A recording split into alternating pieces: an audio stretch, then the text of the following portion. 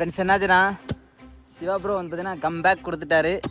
கையெல்லாம் வந்து பார்த்தீங்கன்னா ரெடியாகி இப்போ தான் வந்திருக்காரு. ஸோ இன்னும் தொடர்ந்து ஒரு 21 நாள், மறுபடியும் ஒரு 21 நாளில் விவசாயம் கற்றுக்கணும் அப்படின்னு நான் வந்து கொஞ்ச நாள் ரெஸ்ட் எடுக்கன்னு சொன்னேன்.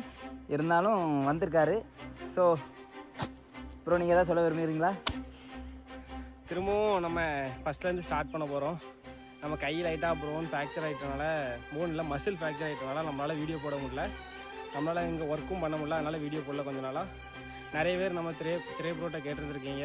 ஸ்மைலி திரை ப்ரோட்டை. சரி, ஓகே. ஸ்மைலி திரை ப்ரோட்டை நிறைய பேர் கேட்டிருக்கீங்க. சிவா ப்ரோ எங்கே அப்படின்னு சொல்லிட்டு கேட்டிருக்கீங்க. திரும்பவும் நம்ம கம்பேக் கொடுக்க போகிறோம். நாளையிலேருந்து Day 1 ஸ்டார்ட் பண்ணிடலாம். பாய்.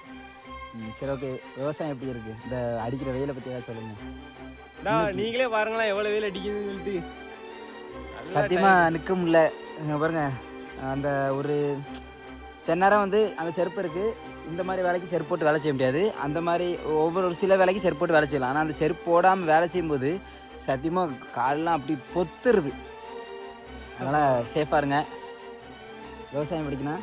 எல்லாரும் நிறைய தண்ணி குடிங்க. தண்ணி குடிக்கணுமா? விவசாயம் பிடிக்கணும். விவசாயம் பிடிக்கணும். க்ரீன் கலர் கட்ட கமெண்ட் பண்ணிட்டு போங்க. சரி, ஓகே, பாய்.